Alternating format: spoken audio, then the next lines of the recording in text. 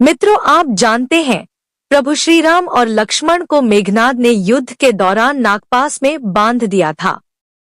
उस बंधन को नारद जी के कहने पर गरुड़ जी ने काटा, लेकिन गरुड़ जी को शंका हुई कि ये भगवान नहीं है। गरुड़ जी के संशय को काकभुशुंडी जी ने दूर किया। अब काकभुशुंडी जी गरुड़ जी को बता रहे हैं कि एक बार मुझे भी शंका हुई थी। आगे पढ़ें, काकभुशुंडी जी ने क्या कहा। हे पक्षीराज गरुड़ जी, श्री रघुनाथ जी की प्रभुता सुनिए। मैं अपनी बुद्धि के अनुसार वह सुहावनी कथा कहता हूँ। हे प्रभु, मुझे जिस प्रकार मोह हुआ वह सब कथा भी आपको सुनाता हूँ। राम कृपा भाजन तुम ताता, हरि गुण प्रीति मोहि सुखदाता। ताते नहीं कछु तुम्हें ही दुरावो, परम रहस्य मनोहर गावो। हे तात, आप श्री राम जी के कृपा पात्र हैं। श्री हरि के गुणों में आपकी प्रीति है, इसीलिए आप मुझे सुख देने वाले हैं। इसी से मैं आपसे कुछ भी नहीं छिपाता और अत्यंत रहस्य की बातें आपको गाकर सुनाता हूँ। श्री रामचंद्र जी का सहज स्वभाव सुनिए। वे भक्त में अभिमान कभी नहीं रहने देते, क्योंकि अभिमान जन्म मरण रूप संसार का मूल है और अनेक प्रकार के क्लेशों तथा समस्त शोकों का देने वाला है। इसीलिए कृपानिधि उसे दूर कर देते हैं, क्योंकि सेवक पर उनकी बहुत ही अधिक ममता है। हे गोसाई, जैसे बच्चे के शरीर में फोड़ा हो जाता है तो माता उसे कठोर हृदय की भांति चिरा डालती है। जत्पि प्रथम दुख पावई रोवई बाल अधीर, व्याधि नास हित जन्नी गंती न सो शिशु पीर। भावार्थ, यद्यपि बच्चा पहले फोड़ा चिराते समय दुख पाता है और अधीर होकर रोता है, तो भी रोग के नाश के लिए माता बच्चे की उस पीड़ा को कुछ भी नहीं गिनती, उसकी परवाह नहीं करती और फोड़े को चिरवा ही डालती है। तिमी रघुपति निज दास कर हरहिंग मान हित लागी, तुलसीदास ऐसे प्रभु ही कस न भजहु भ्रम त्यागी। उसी प्रकार श्री रघुनाथ जी अपने दास का अभिमान उसके हित के लिए हर लेते हैं। तुलसीदास जी कहते हैं कि ऐसे प्रभु को भ्रम त्याग कर क्यों नहीं भजते हैं गरुड़ जी। श्री राम जी की कृपा और अपनी जड़ता मूर्खता की बात कहता हूँ, मन लगाकर सुनिए। जब जब श्री रामचंद्र जी मनुष्य शरीर धारण करते हैं और भक्तों के लिए बहुत सी लीलाएं करते हैं, जब जब श्री रामचंद्र जी मनुष्य शरीर धारण करते हैं और भक्तों के लिए बहुत सी लीलाएं करते हैं, तब तब मैं अयोध्यापुरी जाता हूँ और उनकी बाल लीला को देखकर खुश होता हूँ। वहां जाकर मैं जन्म महोत्सव देखता हूँ और भगवान की शिशु लीला में लुभाकर 5 वर्ष तक वहीं रहता हूँ। बालक रूप श्री रामचंद्र जी मेरे इष्ट देव हैं, जिनके शरीर में अरबों कामदेवों की शोभा है। हे गरुड़ जी, अपने प्रभु का मुख देख देख कर मैं नेत्रों को सफल करता हूँ। छोटे से कौए का शरीर धरकर और भगवान के साथ साथ फिरकर मैं उनके तरह तरह के बाल चरित्रों को देखा करता हूँ। लड़कपन में वे जहां जहां फिरते हैं वहां वहां मैं साथ साथ उड़ता हूँ और आंगन में उनकी जो जूठन पड़ती है वही उठाकर खाता हूँ। भुशुंड जी कहने लगे, हे पक्षीराज, सुनिए, श्री राम जी का चरित्र सेवकों को सुख देने वाला है। अयोध्या का राजमहल सब प्रकार से सुंदर है। सुंदर आंगन का वर्णन नहीं किया जा सकता, जहां चारों भाई नित्य खेलते हैं।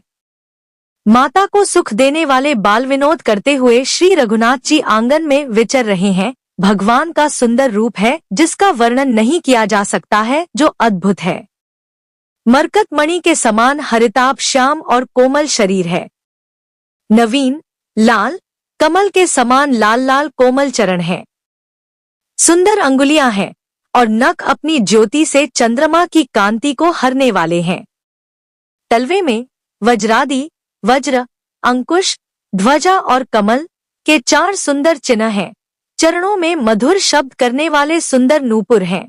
उनके मुख पर काले और घुंघराले केशों की छवि छा रही है। राजा दशरथ जी के आंगन में विहार करने वाले रूप की राशि श्री रामचंद्र जी अपनी परछाई देखकर नाचते हैं और मुझसे बहुत प्रकार के खेल करते हैं, जिन चरित्रों का वर्णन करते मुझे लज्जा आती है। किलकारी मारते हुए जब वे मुझे पकड़ने दौड़ते और मैं भाग चलता, तब मुझे पुआ दिखलाते थे। मेरे निकट आने पर प्रभु हंसते हैं और भाग जाने पर रोते हैं, और जब मैं उनका चरण स्पर्श करने के लिए पास जाता हूँ, तब वे पीछे फिर कर मेरी ओर देखते हुए भाग जाते हैं। साधारण बच्चों जैसी लीला देखकर मुझे मोह, शंका हुआ कि सच्चिदानंदघन प्रभु यह कौन महत्व का चरित्र लीला कर रहे हैं। हे पक्षीराज, मन में इतनी शंका लाते ही श्री रघुनाथ जी के द्वारा प्रेरित माया मुझ पर छा गई। श्री राम जी ने मुझे जब भ्रम से चकित देखा, तब वे हंसे। इस बात को किसी ने नहीं जाना, न छोटे भाइयों ने और न माता पिता ने ही। वे श्याम शरीर और लाल लाल हथेली और चरणतल वाले बाल रूप श्री राम जी घुटने और हाथों के बल मुझे पकड़ने को दौड़े। श्री राम जी ने मुझे पकड़ने के लिए भुजा फैलाई। मैं जैसे जैसे आकाश में दूर उड़ता, वैसे वैसे ही वहां श्री हरि की भुजा को अपने पास देखता था। मैं ब्रह्मलोक तक गया, और जब उड़ते हुए मैंने पीछे की ओर देखा, तो हे तात, श्री राम जी की भुजा में और मुझ में केवल 2 ही अंगुल का बीच था। सातों आवरणों को भेद कर जहां तक मेरी गति थी वहां तक मैं गया, पर वहां भी प्रभु की भुजा को अपने पीछे देखकर मैं व्याकुल हो गया। जब मैं भयभीत हो गया, तब मैंने आंखें मूंद ली। फिर आंखें खोलकर देखते ही अवधपुरी में पहुंच गया। मुझे देखकर श्री राम जी मुस्कुराने लगे। उनके हंसते ही मैं तुरंत उनके मुख में चला गया। मैंने उनके पेट में बहुत से ब्रह्मांडों के समूह देखे। वहां उन ब्रह्मांडों में अनेकों विचित्र लोक थे, जिनकी रचना एक से एक की बढ़कर थी। करोड़ों ब्रह्माजी और शिवजी, अनगिनत तारागण, सूर्य और चंद्रमा, अनगिनत लोकपाल, यम और काल, अनगिनत विशाल पर्वत और भूमि, असंख्य समुद्र, नदी, तालाब और वन तथा और भी नाना प्रकार की सृष्टि का विस्तार देखा। देवता, मुनि, सिद्ध, नाग, मनुष्य, किन्नर तथा चारों प्रकार के जड़ और चेतन जीव देखे, जो कभी न देखा था, न सुना था, और जो मन में भी नहीं समा सकता था, अर्थात जिसकी कल्पना भी नहीं की जा सकती थी। वही सब अद्भुत सृष्टि मैंने देखी। मैं एक एक ब्रह्मांड में एक 100 वर्ष तक रहता। इस प्रकार मैं अनेकों ब्रह्मांड देखता फिरा। प्रत्येक लोक में भिन्न भिन्न ब्रह्मा, भिन्न भिन्न विष्णु, शिव, मनु, दिक्पाल, मनुष्य, गंधर्व, भूत, वैताल, किन्नर, राक्षस, पशु, पक्षी, सर्प तथा नाना जाति के देवता एवं दैत्यगण थे। सभी जीव वहां दूसरे ही प्रकार के थे। अनेक पृथ्वी, नदी, समुद्र, तालाब, पर्वत तथा सब सृष्टि वहां दूसरे ही दूसरी प्रकार की थी। प्रत्येक ब्रह्मांड में मैंने अपना रूप देखा तथा अनेकों अनुपम वस्तुएं देखीं।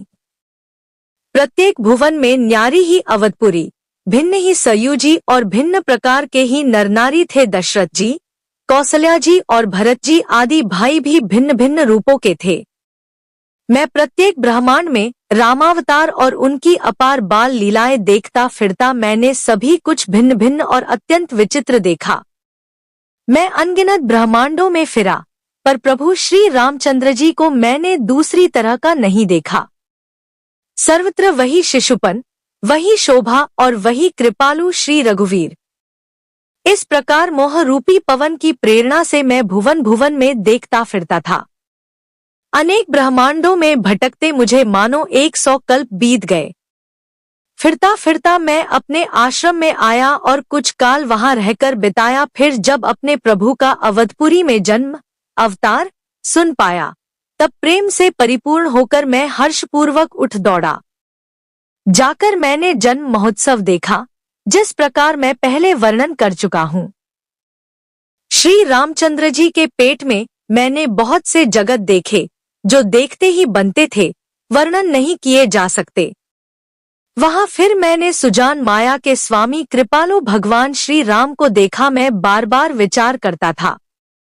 मेरी बुद्धि मोह रूपी कीचड़ से व्याप्त थी।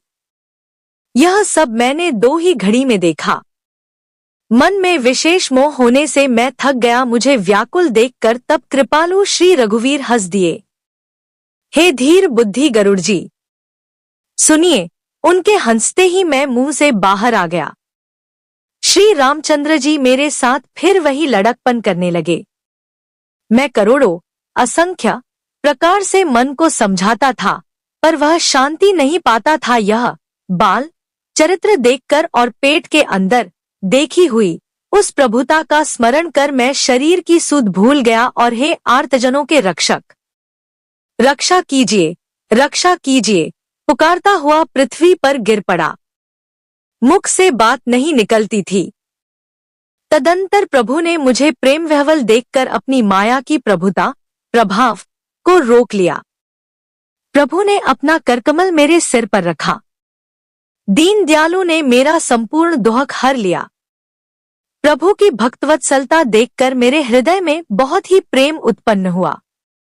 फिर मैंने आनंद से नेत्रों में जल भरकर पुलकित होकर और हाथ जोड़कर बहुत प्रकार से विनती की। मेरी प्रेमयुक्त वाणी सुनकर श्री राम जी ने सुखदायक गंभीर और कोमल वचन बोले, काकभूषुंडी, तू मुझे अत्यंत प्रसन्न जानकर वर मांग। अणिमा आदि अष्ट सिद्धियां, दूसरी रिद्धियां तथा संपूर्ण सुखों की खान मोक्ष, ज्ञान, विवेक, वैराग्य, विज्ञान, तत्वज्ञान और वे अनेकों गुण जो जगत में मुनियों के लिए भी दुर्लभ हैं, ये सब मैं आज तुझे दूंगा, इसमें संदेह नहीं। जो तेरे मन भावे सो मांग ले। मैंने सोचा भगवान ने सब कुछ देने की बात कही, लेकिन अपनी भक्ति देने की बात नहीं कही। भक्ति से रहित सब गुण और सब सुख वैसे ही फीके हैं जैसे नमक के बिना बहुत प्रकार के भोजन के पदार्थ। भजन से रहित सुख किस काम के। ऐसा विचार कर मैं बोला, है प्रभु, यदि आप प्रसन्न होकर मुझे वर देते हैं और मुझ पर कृपा और स्नेह करते हैं, तो हे स्वामी, मुझे आप अविरल, प्रगाढ़ एवं विशुद्ध अनन्य निष्काम भक्ति दीजिए, जिसे श्रुति और पुराण गाते हैं, जिसे योगीश्वर मुनि खोजते हैं और प्रभु की कृपा से कोई विरला ही जिसे पाता है।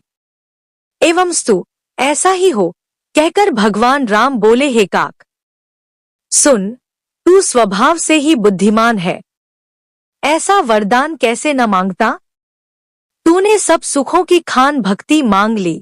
जगत में तेरे समान बड़भागी कोई नहीं है। तेरी चतुरता देखकर मैं रीझ गया। यह चतुरता मुझे बहुत ही अच्छी लगी। हे पक्षी, सुन, मेरी कृपा से अब समस्त शुभ गुण तेरे हृदय में बसेंगे। माया से उत्पन्न सब भ्रम अब तुझको नहीं व्यापेंगे। हे काक, सुन, मुझे भक्त निरंतर प्रिय है, ऐसा विचार कर शरीर, वचन और मन से मेरे चरणों में अटल प्रेम करना। हे पक्षी, मैं तुझसे सत्य कहता हूँ, पवित्र, अनन्य एवं निष्काम सेवक मुझे प्राणों के समान प्यारा है। ऐसा विचार कर सब आशा भरोसा छोड़कर मुझी को भज, तुझे काल कभी नहीं व्यापेगा। निरंतर मेरा स्मरण और भजन करते रहना।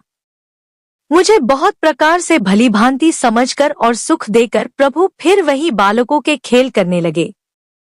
नेत्रों में जल भरकर और मुख को कुछ रूखा सा बनाकर उन्होंने माता की ओर देखा और मुखाकृति तथा चितवन से माता को समझा दिया कि बहुत भूख लगी है।